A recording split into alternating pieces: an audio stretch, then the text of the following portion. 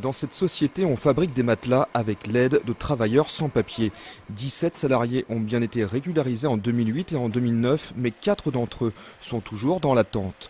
De quoi pousser 2/3 du personnel à poursuivre une grève entamée depuis hier. Il nous fait travailler le samedi en 2009. Chacun de nous, parmi nous qui n'avons pas de papier, il nous a fait travailler 9 samedis. On respecte la loi parce qu'on est là pour obéir, pour travailler, pour gagner la vie, pour nourrir la famille.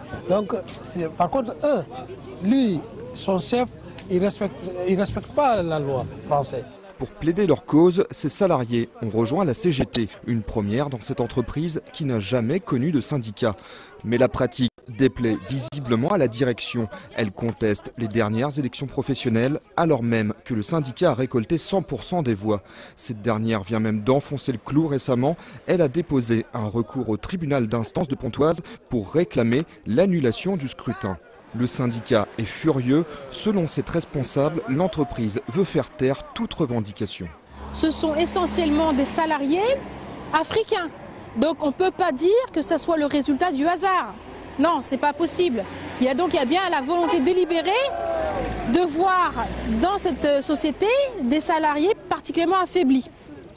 Faux, répond Pascal Benoît, le dirigeant de la société qui se dit prêt à négocier, notamment sur une augmentation des salaires.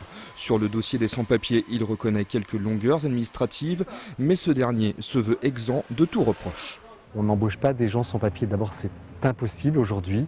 Et si on l'a fait par le passé, c'est parce qu'on ne savait pas que leur papier était faux. Moi, je ne suis pas expert en papier. Des négociations ont été entamées dans la journée. Les salariés réclament la régularisation de tous les sans-papiers qui travaillent ici et des augmentations de salaire pouvant aller jusqu'à 200 €.